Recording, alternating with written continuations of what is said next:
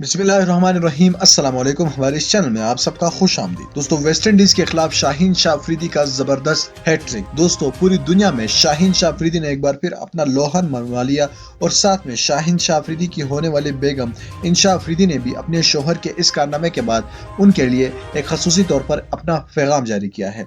दोस्तों, इस वीडियो को आगे देखिए ताकि हम आपको सब कुछ डिटेल से बताएंगे।